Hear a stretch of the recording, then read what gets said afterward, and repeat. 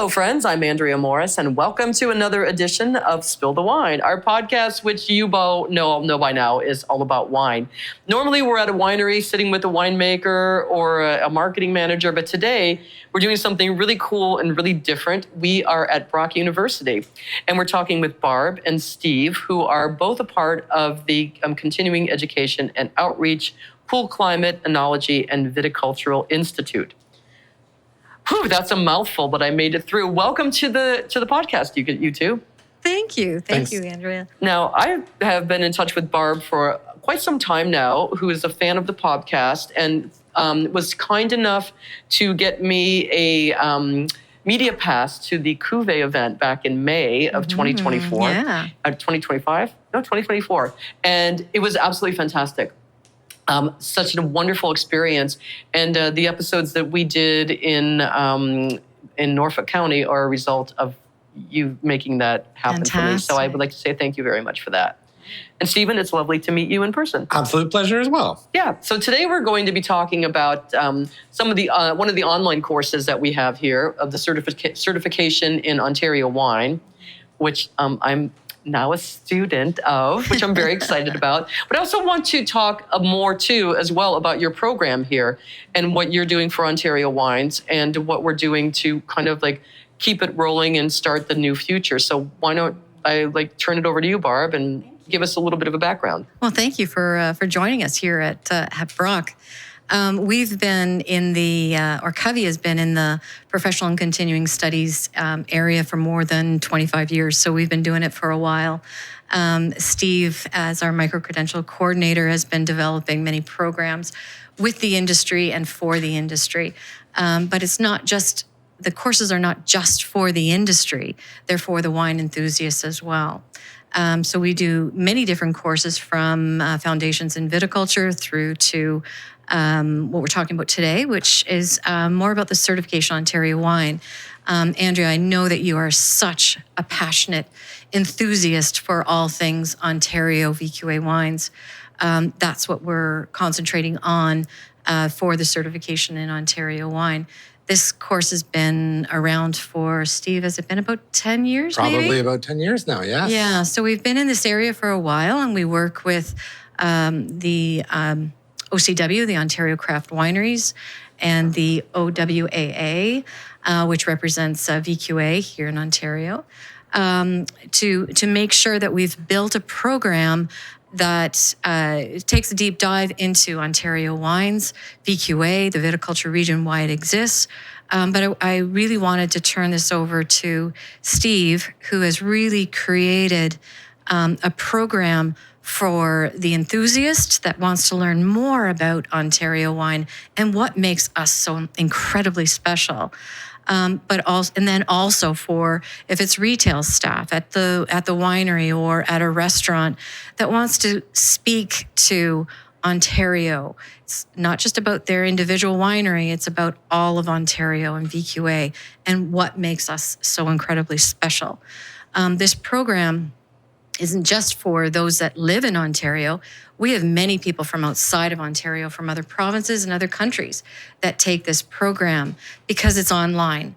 So we've eliminated the need to be in one place in person. You can take this course online and be anywhere in the world and learn more about Ontario wines. So maybe with that, I will turn it over to my colleague, Steve Trussler, who has helped create this course or resurrect this course. It actually was first developed by Dr. Linda Bramble, and Mark Pastore also worked on the program as well. Yeah, that's right. Of course, as part of our programming, we're constantly evaluating our programs. And so, speaking that this course has been active for the last 10 years, well, as well, there's been a lot of changes in the wine industry in the last 10 years, and we have to, of course, be keeping up with that. And that's a big part of partnering with the Ontario Craft Wineries and VQA Ontario, OWAA, to ensure that what we're doing is relevant, but also current, right? So it makes it a really important aspect for us to be developing with the industry. What would you say has been the biggest change in the time that you've been involved? in the program? I think a lot of it has to come down to originally when this program first came out. It was also it was Brock's first online continuing education program. So we're learning just the platform and how that works. Online learning was very new for a lot of people at that time as well. And the idea of online learning about wine, I think it was for all of us, a little something to try and get our head around how that's going to work. And so through the years, as has gone through some of those wonderful people that Barb's been talking about, Dr. Bramble and Mark Bistor and some of the other instructors that we've had working on the course, we've been really able to develop how that delivery works. Maintaining currency and relevancy, that's my job and I can do that. But the change, I think, has come really from the people accessing the course. Understanding that online learning is something that is for them, that they can do, and that the platform makes sense, and that they're going to be able to get something out of it.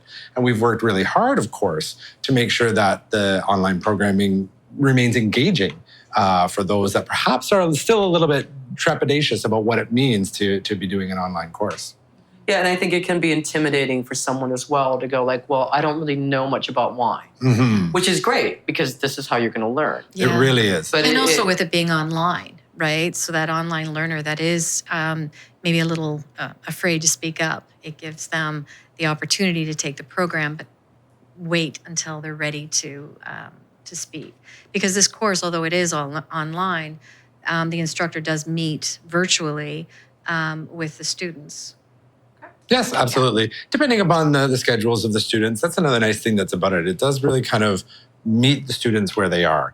There's the online component or the meeting live online. It's not really a set curriculum for that moment. It's really a chance to be social with the people who are in the course with you, a chance to taste some wine together and talk about it, and then just gain some of that comfortability. And, of course, learning is a social activity as well. It is nice when you're online and and can pace yourself, especially if you are new and want that opportunity to get a little bit underneath you before you're in a social situation.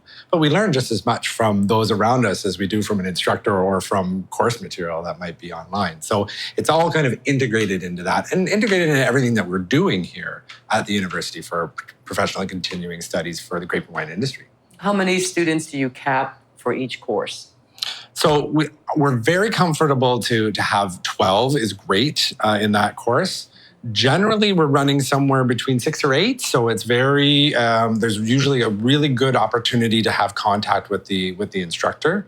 It generally gets offered about 3 times a year, which also helps to ensure that you're finding a space where it works for you in your time, but also that you're not getting crowded out by a lot of other students. Yeah, that's a really important point to make is that the numbers might sound small, Andrea, but the learning opportunity is so much better. Because if you had 80 people online, you're not going to have a voice. As Steve is pointing out, a lot of the, I say in person, but it's virtual, you have the opportunity to talk about your tasting notes.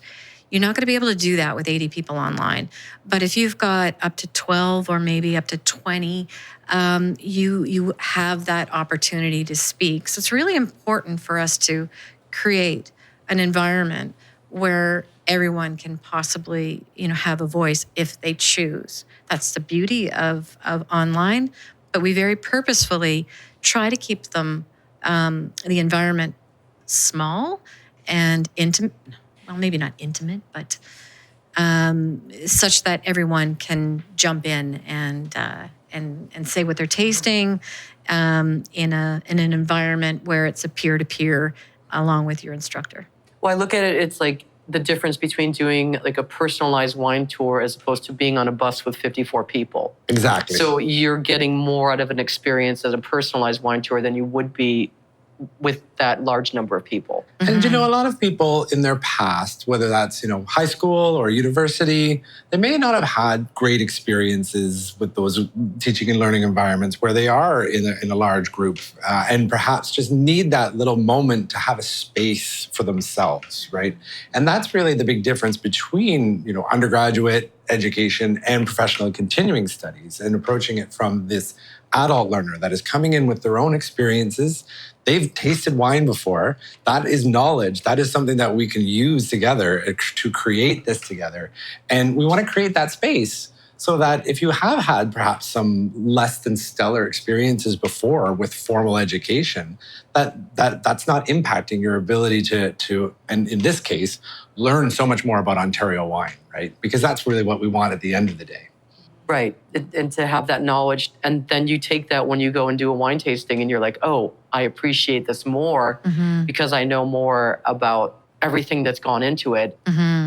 We really look at this course as sort of the first step for anybody, number one, wanting to learn more about Ontario wine. But let's say I'm in a restaurant. Whenever I'm speaking with people, and I know Steve is doing this as well, we tell them that this is the first course that you want to take. You need to learn about your own backyard first. Then you can go on and take other programming like Wine and Spirit Education Trust, which we're a program provider of, and other programs that might look at wine in an international scope. But you need to start in your own backyard. Winery retail staff, 100%. But we find a lot of them are looking for WSET as well. But we always say, you start in your own backyard, learn about Ontario, learn about VQA, learn about our viticulture region, why we make great wines. Start there here with Covey at Brock University, and then you branch out and you learn more. So we're thrilled, Andrea, that you're taking the program. We look forward to you're giving us your sneak peek and your feedback on the program. We're always interested to hear what our students have to say about our programming, how well it's met their needs, not just the content, but again, how it's being delivered. And so, again, it's really an iterative and interactive approach that we use when we are, monitoring, developing, and updating our programming. I'm excited to dive into it as well. Like I said, I got the textbook. I started to look at it and go like, oh my gosh, there's so many different things you're covering. I love that. And just to clarify as well, this is not a sommelier course. No, it is not. No, and the way that it's designed really is it's meant to be many on-ramps and one off-ramp, right? So that, we do start, our first module is, what is wine? Where are we at? What movies have you watched about wine? And what does that involve? And how do you think about wine? What's your experience with wine? Because we know that everybody coming into this course is coming from different backgrounds. They have different experience. We do have people who are sommeliers taking this course. This first module about what is wine and what is your experience to them is, of course, an easy on-ramp for them. But in that case, we find a lot of times, again, in peer-to-peer learning, in the discussion groups that happen in the course, that those that do have that experience, the sommeliers or WSET experience or other experience with wine, are able to share that experience with some of the people in the course that perhaps, enjoy wine occasionally, but haven't engaged in any sort of formal education with it in the past. And that really does help to set up that peer-to-peer learning as well, too. And that's great because it's also, for any listener that's thinking about this course right now as we're talking about it, you don't need to feel intimidated if you're new to wine. No. Because it's not going to be like, oh, I don't know much, but here's all these people that know so much more, and I'm at a loss in this course. It's like, no, it's about learning about the Ontario. It's build like a building block. Exactly. Literally, the first assignment is watch a movie about wine and tell us whether you liked it or not and why. Because it really is. Let's start. Let's start the conversation. Let's see what's out there and see how you're reacting to wine and culture and think about that. And then we start moving into the more technical details. I like that. Yeah, that's it's really cool really, way to really start. fun. Yes. Yeah. Which actually is really fun for the sommelier that might have all of the international tasting opportunities and programming. But let's get back to where we're from and what we should all be about. We should all be about local. So let's start at that foundation. And it's a good learning opportunity for them to take that step back and listen to, the people out there that are your customers. The sommelier's customer might not necessarily be that wine geek. It's that person that doesn't know necessarily an awful lot, but knows what they like. So again, I really look at the enthusiast, looking for those stepping stones to broaden their, their wine knowledge. And then we watch them grow. We have many students that are learners. Let's call them learners, adult learners that started with this program, and they've gone on to do, foundation in winemaking. I want to learn how to make wine. I'm going to go to my local winery and see if I can get juice from them or something fun like that. And it's that stepping stone to potentially the next step. Or it just gives them more ammunition when they go into the LCBO and say, I'm looking for a local Riesling or a local wine. What would you suggest? Or you don't have a local Riesling? Well, I want a local Riesling, because it gives them the ammunition to speak their mind a little bit, perhaps, and have those fundamentals when they walk into the LCBO. So we're really thrilled when we get an enthusiast. We're equally as thrilled when we get a newbie. And folks like yourself, that you're immersed in the wine industry, but this will help broaden your scope. I just wanted to jump in just because I like how you have the focus on the local, because I relate it to like music. When you have someone that you could go see live, it becomes more attainable. Like you could go to your backyard, you could go to these wineries, you can ask, and they might give you the juice, like you said, right? Like there's that opportunity there. It's not like I have to go to France to get that. It's like, no. Start here. But something I wanted to ask you, sort of just digress just ever so slightly, was what are your favorite movies about wine? Or just like, because that first assignment was curious to me. I was like, what movie would I say? Well, of course, we always get someone who wants to comment on, I'm not trying another bleeping Merlot. I will say that is quite... sideways. That does come up quite a bit. But, it's awesome going through it, because I'm involved in administering the course and developing it and making sure it's updated, but I have taught it from time to time too. And so it's always interesting when someone comes up with a movie that I haven't seen. And then, I can go and I can see that and that is just really, and get their opinion on it. And a lot of times then someone else says, I'm going to see it. And then they're able to respond back. And, again, it just kind of goes back to that. Let's build this common context before we get into what is, a tasting note, or what's viticulture, and all of those things are very, very important. But, again, going back to that, when you say about it's a local band, absolutely. And the experience becomes much more relational. It's not one way from the winery to you as a customer and you just have to accept it. It's back and forth between you, and as it should be, because wine is cultural. Right. And this is part of that. It's gaining some of that cultural competency in this wine region to then be part of that relationship with the wine industry. That's cool. I didn't make that connection fully when you were talking about starting the conversation, but it's that relational part. That makes a lot of sense. 100%. Thank you. Sorry, Andrew. No, but we're lucky to be here in Niagara, which is to me, the Napa of Ontario. Absolutely. But I would say Napa is the Niagara of California. Okay, let's flip the switch. Whoa. We need, what? That needs to be a T-shirt. But it is, and this is the whole point of this course, yes. right? Yes. Napa is the Niagara of that's Right. perfect. Yes. That's absolutely stunning. But there are also other regions to explore too. People automatically, I think, if you say Ontario wines, people think Niagara and they think Prince Edward County. Mm-hmm. But a part of Niagara is also the Bench, which is, I think, one of the underlooked areas in the Niagara region.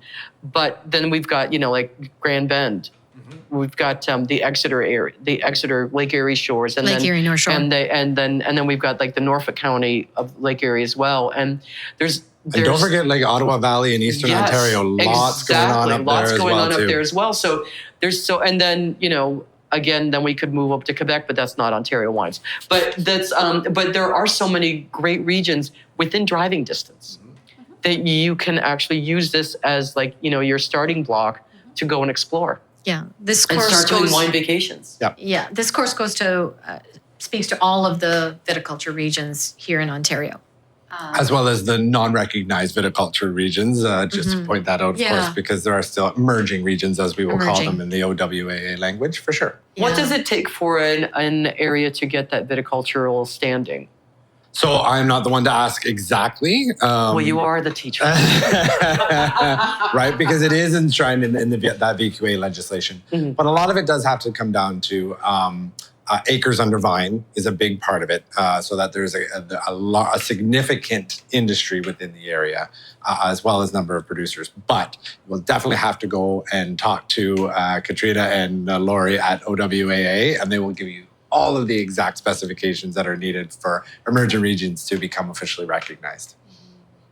But I should point out, you're talking about the OWAA.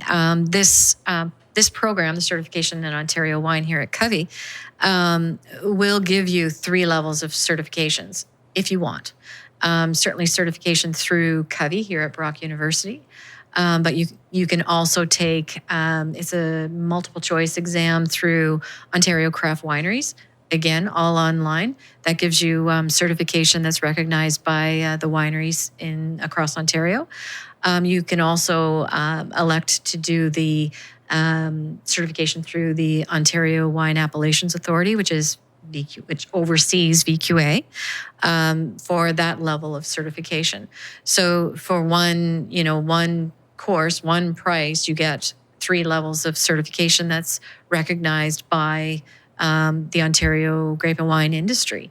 So it packs a punch for those that want those levels of certification. And, sometimes you might have a wine enthusiast that might be, let's just say I'm a teacher and I'm going to retire. They'll take this program and maybe, hey, I'm going to go work at a winery part-time.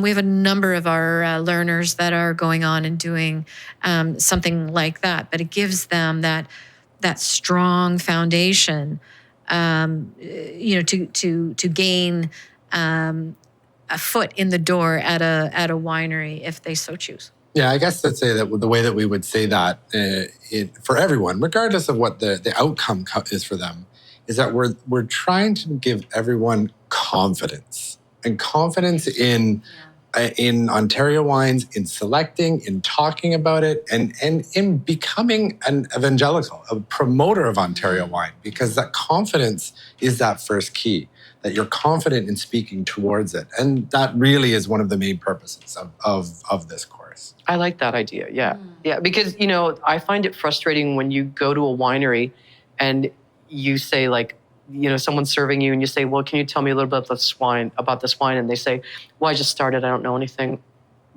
Well, no, I'm frustrated because I'm here at your winery because I want to learn, but you're not able to tell me. So I think that's a really great thing for anyone that wants to work in the industry to actually think about taking this course. Again, yeah, because, we're talking about first principles and big picture Ontario, right? Which we can always apply to any wine that's really in front of us. Because once you have that bigger understanding of what's going on in Ontario wine, you can start to locate. Even just where your winery is should give you some information about that wine that's in the glass. And that alone should be enough to start the conversation anyway, right? I think so, yeah. Yeah, I'm really excited about starting it. I'm just feeling like, with having a week vacation, I'm going to have a lot of catching up to do. But I think I'll be able to do it. Yeah, that is one of the nice things about the course is that, there are the live sessions that are virtual online. But for the most part, it's fairly asynchronous, meaning that you can work at it at your own pace. There's a suggested schedule for each week for the modules, but if you're off by a week or 2, you can still go back and do the assignments and join the discussion and take part. It's not, it is designed for adults in mind, knowing that you have children and you have a car that breaks down and you have a job and you have the pool that has to get closed for the winter and you haven't done it yet, whatever it is. So it is one of those things that, yes, you might be away for the first week of the course. It's not going to impact your experience in any negligible way. Great. Steve, the sessions, the virtual sessions, are they recorded?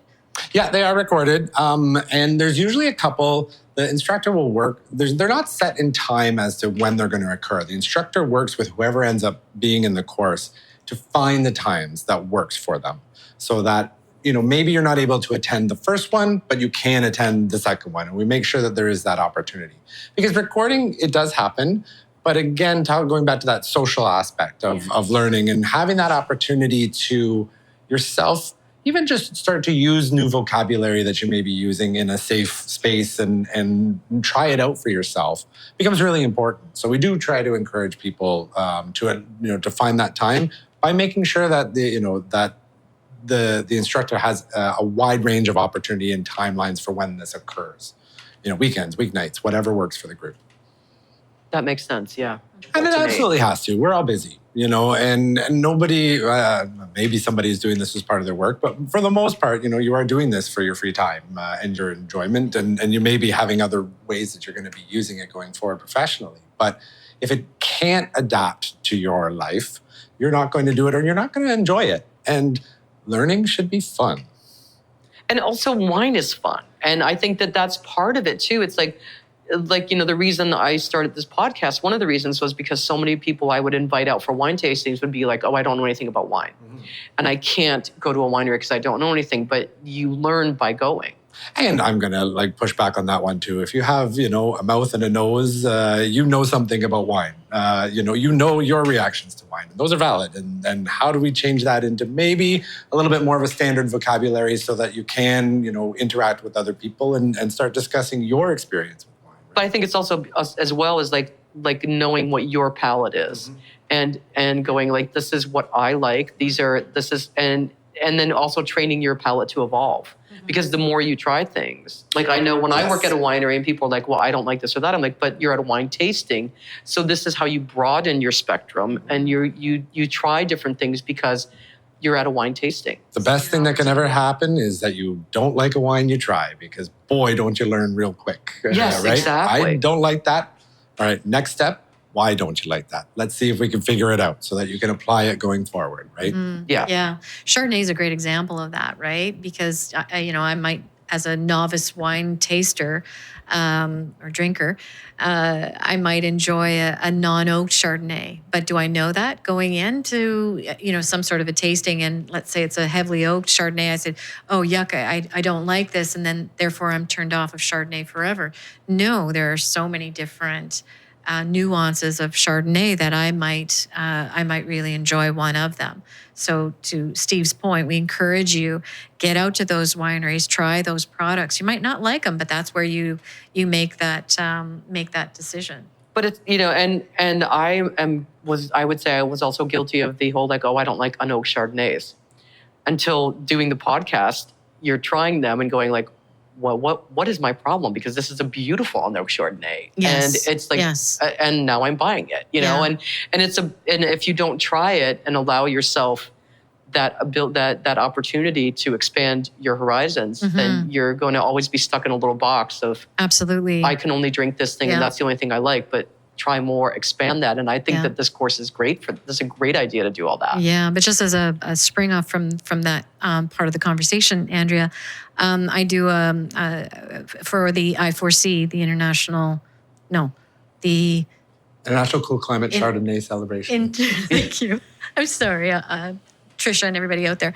The I4C, where I host for Covey at Brock, the What Kind of Cool Are You? So we look at the 4 different crisp, fruity, rich or smooth, the 4 different taste profiles of Chardonnay.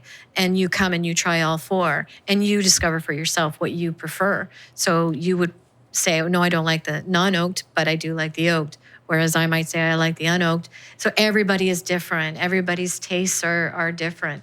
But to the point of the course, the Certification on Ontario Wine, we're going into Ontario. It's strictly Ontario, and develop your palate.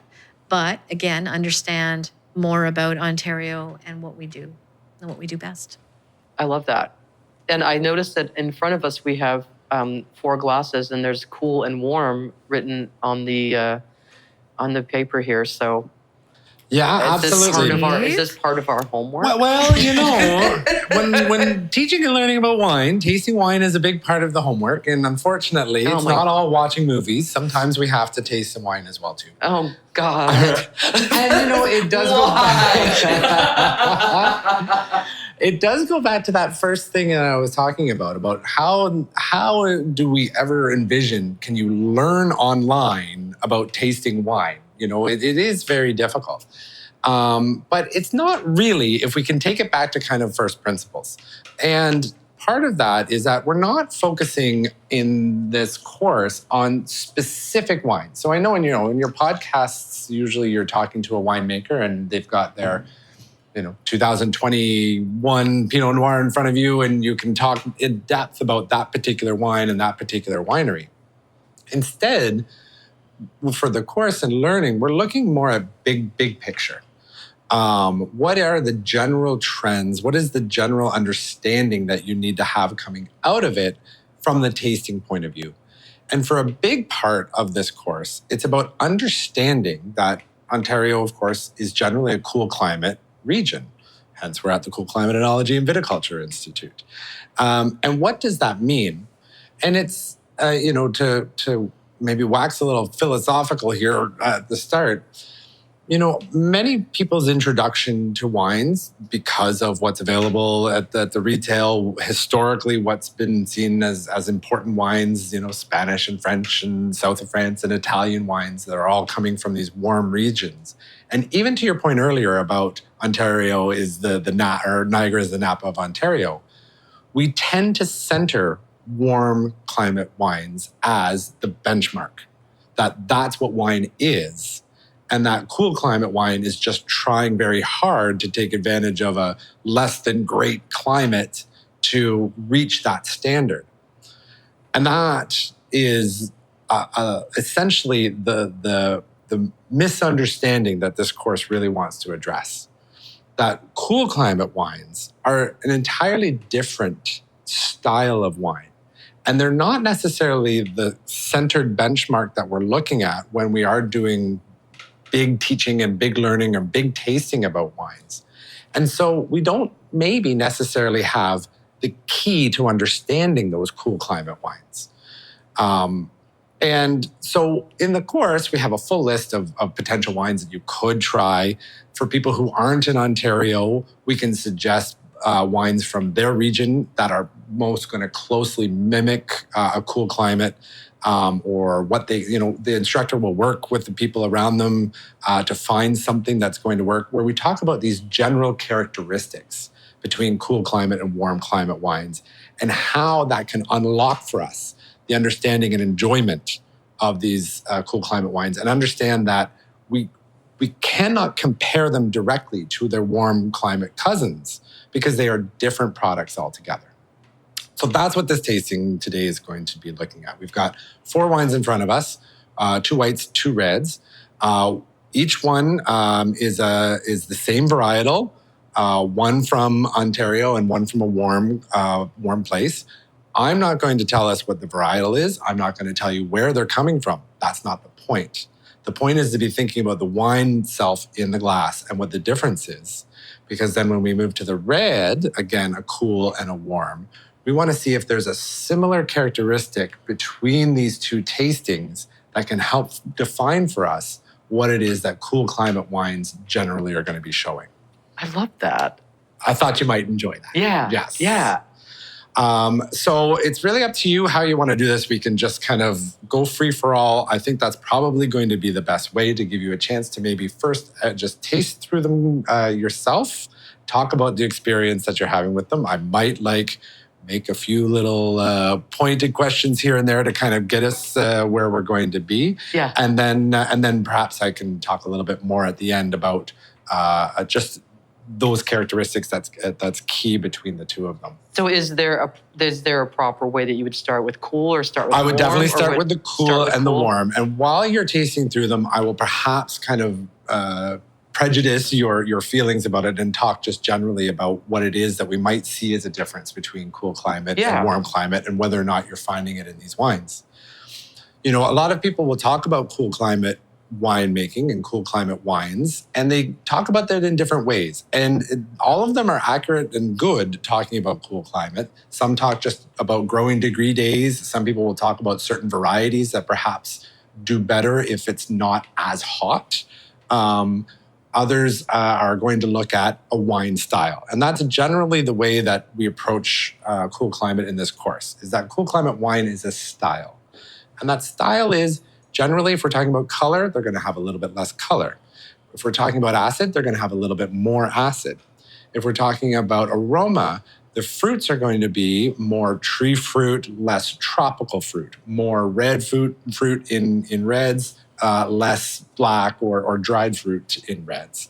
So that it's a general style across varieties, across producers that come out with this cool climate wines. But it's interesting that you talked about the tropicalness, because it's like there are many, I've had that experience tasting Ontario Chardonnays that I get such a pineapple, like that very tropical taste. And I've had a Riesling that I thought that from Ontario that was like almost coconutty. Mm-hmm. And I think that you wouldn't expect that in a cool climate wine, but I've had that. Well, and this is the thing about talking about trends versus individual wines as well too, right? Because especially for something like Chardonnay, it can be very influenced by the winemaker, which is a wonderful thing that we love about Chardonnay.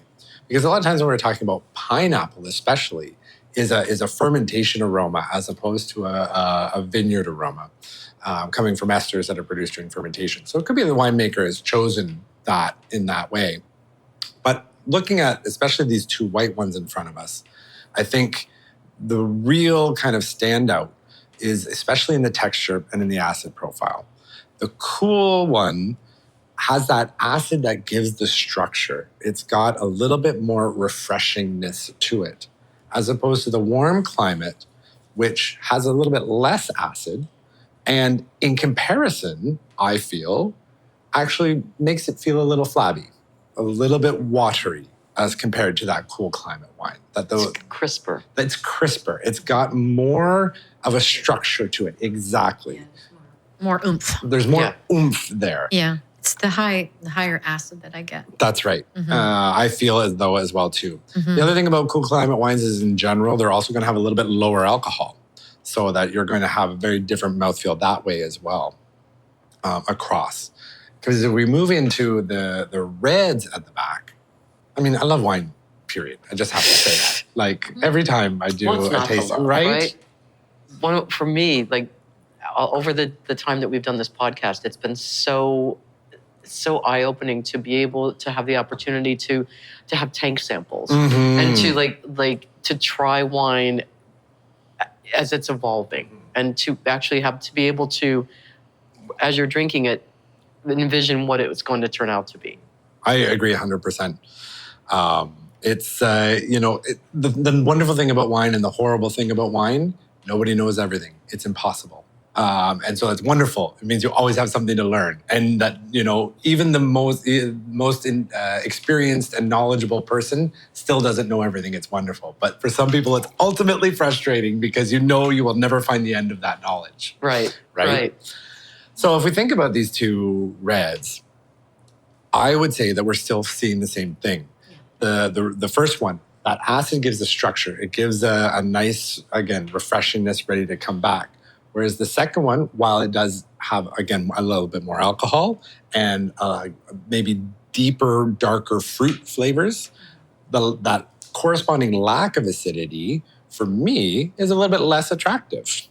I'm going to say that, and hopefully we find this interesting, that this reds especially, I just bought them today from the LCBO. One is Ontario, one is actually Australia. I'm going to tell you what it is. They're both Shiraz. I kind of figured, yeah. Both of them under $20.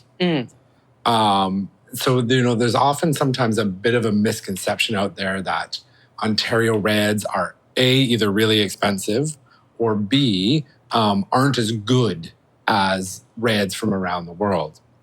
And this kind of goes back to that point of talking about that comparison is the killer of joy. If you're looking for this style, the warm style, where you've got that maybe darker fruit colors, a little bit more alcohol, less acid, and you're comparing it to what's happening in Ontario, you may then say, it's not quite there.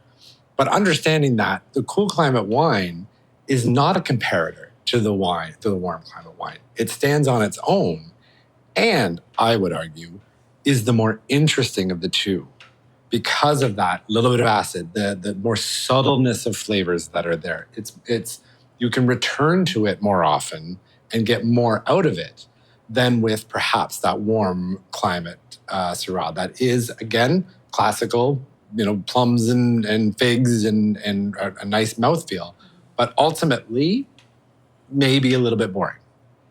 The color is deeper on the warm climate, Also. but Let me know if I'm on the right track here, because my experience going through that, I felt like, for me, like what I felt like was honing in on was acidity. Yes. So something I said, like, it's also, I feel like I've had a misconception about acidity because I've always associated it with a sensation. Because I think of acid, I think of the nature of acid. And so whenever I was trying wine, people would talk about the acidity, I would always equate it to the very end of the taste, where it's kind of that sharp, crispy part that you're talking about. And then when I went to the reds, I was like, well, it's there in the warm one. So I'm like, I think what I was calling acidic was actually another feature. Maybe that's actually the tannins and how quickly my mouth kind of dries up in a way. It's like, that's how I always kind of felt acidity. But now I'm like, oh, I think it's actually more of a flavor thing.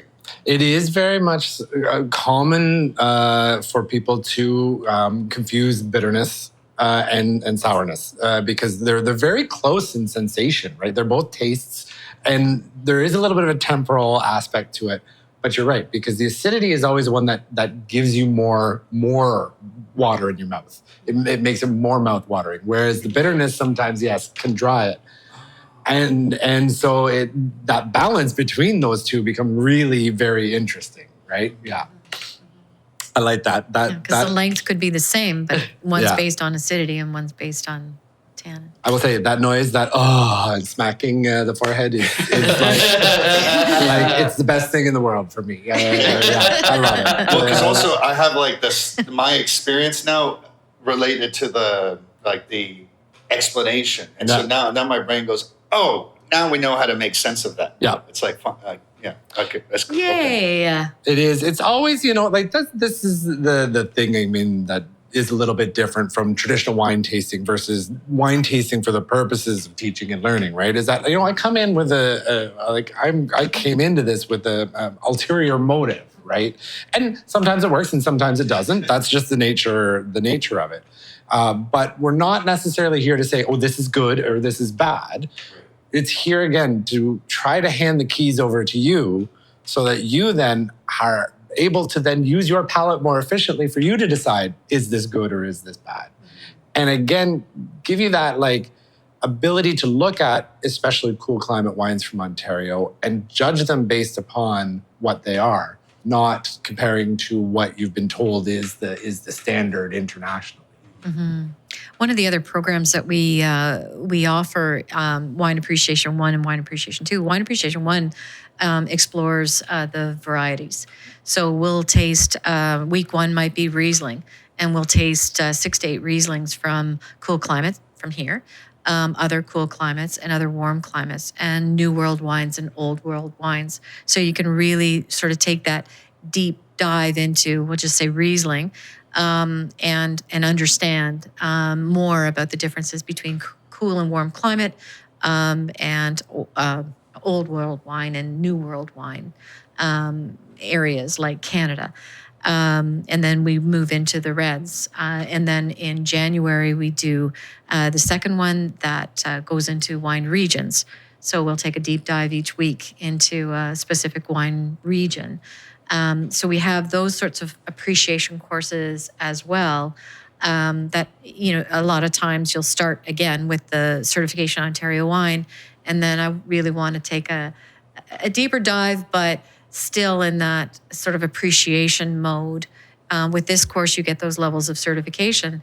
With the wine appreciation, you might, in time, we'll have them as a micro-credential, but you might just want to take those ones for your own wine club, right? A lot of people because those two courses are in person, they use it as their wine club. And they get together with all of the peers and have some fun tasting wine, but also developing your palate. So this was a really interesting tasting. I enjoyed the cool climate. Climate's better than the warm climates, I will admit. But Again, I had an ulterior motive. I may have selected the exact right examples to show that off. I mean, I have to lay my cards on the table ethically here. Yes. But I like that with the reds that you chose two wines that are of the same price point. Mm-hmm. Important. Yes. Because in this case, it's not about maybe whose wines it is, but it's what it represents. And if this is the price point and this is the flavors, That's right. I think, I'm going to pick that Ontario wine, number one, to support our local wine industry. And number two, why not? Yeah. Yeah. Why not? I would agree with Barb. I preferred the cool climates as well. Yeah. Like I found this warm climate Shiraz to be like very harsh. Yeah. Again, a higher alcohol, and perhaps Yeah. that just ends up giving you a little bit of a burn. And as of course we head into the future where lower and no alcohol becomes much more important trend-wise, that also plays well into cool climate winemaking. I mean, I don't think there's anything wrong with high alcohol. Don't Certainly get me not. wrong. I mean, I have a Polish background, but I think that the complexity of the Ontario wine of the cool climate wine is much more inviting. You know what I'm kind of excited by is the prospect of we here in Ontario developing our own Ontario palate, meaning, we have immersed ourselves in buying local, thanks to the Trump era and just the evolution of our wine industry, because our wines are spectacular. They were before Trump and they are after Trump. Now, where was I? Our cool climate palates. I do believe that we are developing our own palate, our preference to cool climate Ontario wines. And that's exciting. We hear, I don't like, Ontario or Canadian wines. It's all baby duck or something, very derogative. And it shouldn't be. I mean, baby duck had its place. It had its place then, and it's still selling today. Mm-hmm. But, our wines have come so far. And if people open their minds up more and more to, picking up that bottle of Ontario and tasting that, I do believe we are developing our own Ontario palate preference. Exactly. That should be the other way around. Preference, our palate to Ontario. Or even our terroir preference. And that, without getting too philosophical about it, like that is part of terroir, right? It is that, again, relationality going back to it. If the people in the region buying their own wines, trying their own wines, developing, again, that palate, that interaction with that winery, going back to the winery and say, hey, listen, I did not like it last year when you did that. And that also impacts the overall style goals and the overall way that we approach wine in the province. But it's also, even you just hit on that with the year thing. It's like, you could love, you could love the 2020 Chardonnay from a place, but not like the 21 because the weather was different. For sure. Everything that affected that grape was completely different. And then but you might like the 24. Right. Who knows what the 25s are going to be like?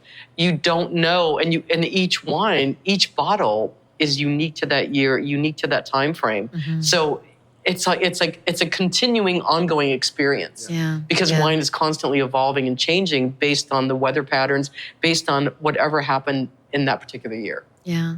Steve, can I ask you this about when the course finishes, when the Certification Ontario wine finishes and you get those evaluations back, is there a general consensus that you get from folks from taking what are their takeaways? The one for me that I'm always paying attention to, and I mean, I'm paying attention to all of the feedback, of course, but the one that I think I center the rest of it around is when people start talking about, I didn't think I was going to learn much in this course.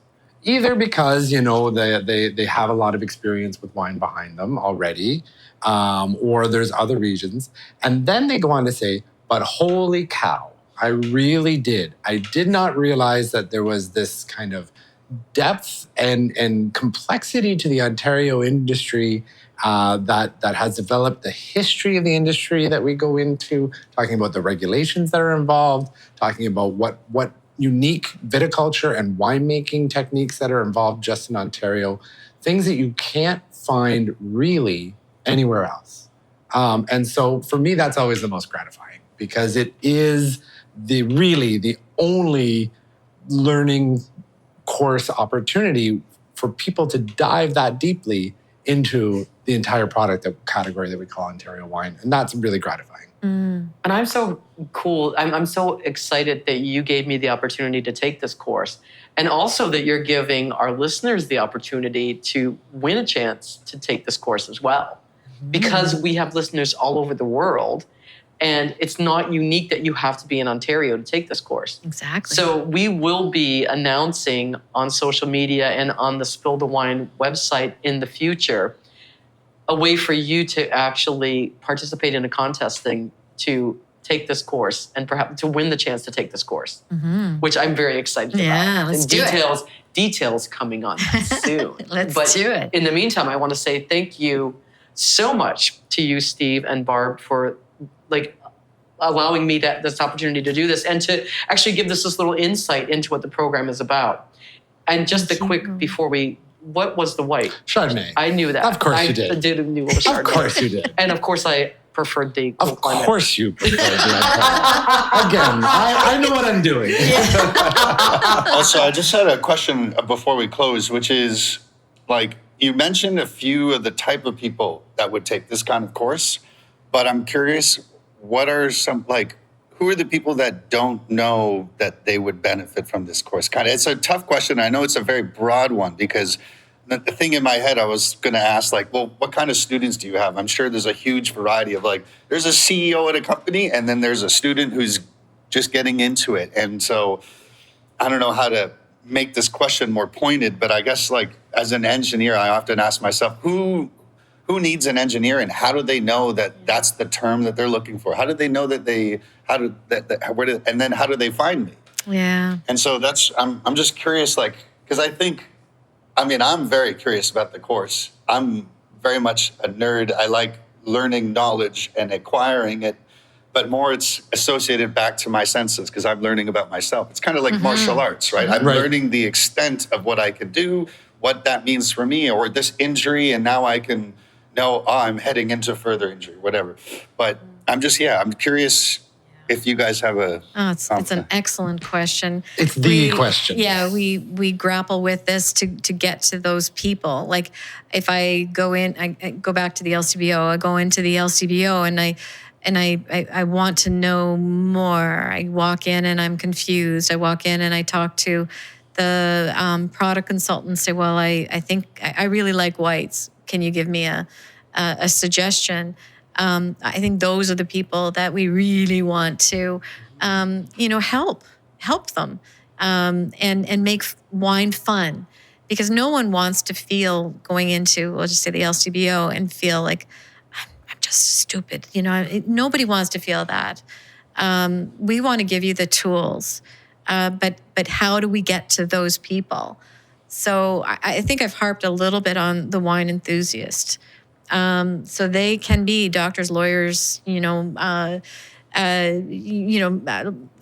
teachers, the health people, anybody. I would say even further, enthusiast is a great word, but for some people, their confidence level isn't even at the point where they're ready to self-identify as enthusiasts, because they feel that they need to have something behind them to there. And I think this is right to your question, because the course really is meant for that person the aspirational. I want to know more, but I think I don't know anything. And of course, again, as I started with, you've got a mouth, you've got a nose. You know a lot about wine. And it's that person that I think is really going to shine and enjoy this course. And so, anybody who thinks, oof, I'm not advanced enough yet, that's the one that we need to find. Sure. It's all about finding your palate. Yep. Yeah. Finding out what it is that you like and being confident in that's what you like. Yeah. And what's great when you're in this course is it could be someone who's not self-identified or the enthusiast. So from that scale, to I work in a winery, I've worked in it for 10 years, but I really need to brush up on my skills and really know my stuff. And I also want those levels of certification that I can put on my resume, and I can put it at the bottom of my signature file on my email, and really show that I do know my stuff. So it really, what's cool about the course, is you've got that whole spectrum of people, hopefully, that are there, and everybody learns from one another. Yeah. So it's exciting. Thank you so much for this opportunity, Andrea. Well, thank you for and Lukas, reaching out to me, and thank you for your continued support of the podcast, because it really means the world to know that we're doing great things for Ontario, and we're all doing it together. We're doing it together because we all love wine, and we love Ontario, and we love Ontario wines. One glass at a time. And Steven did a great job in picking wines that made warm climate seem like. Not that I didn't have to do much. All I had to do was take it off the shelf at the LCBO and put it in, and that's it.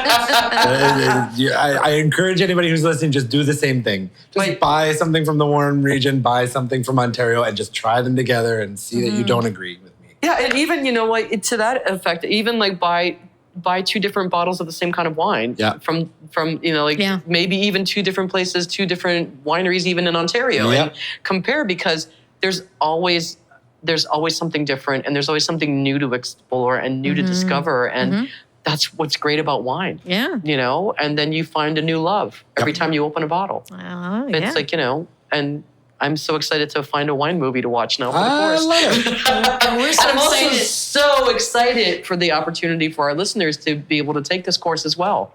So this is going to be so cool when we announce the contesting, but you can be sure to visit our show notes, because that's going to be where we'll have a recap of all of this and information about how you guys can enter a contest that we will be developing to take this absolutely fantastic course.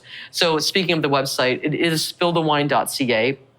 Be sure to go to it, check it out. All the episodes are listed there with the show notes and photographs, and it's just so much fun. Also, don't forget to like and follow Spill the Wine on social media. On Facebook, it's Spill the Wine Podcast, and on Instagram, Spill the Wine _podcast. Be sure to tell your friends, tell your enemies, tell your family, tell anybody that you meet on the street to listen to Spill the Wine, because it's an awesome podcast, and it's all about wine, and wine is absolutely fantastic. We love this opportunity to be here with you guys, and we're looking to so many more in the future. So let's just say cheers. Cheers. And we'll see you guys next time.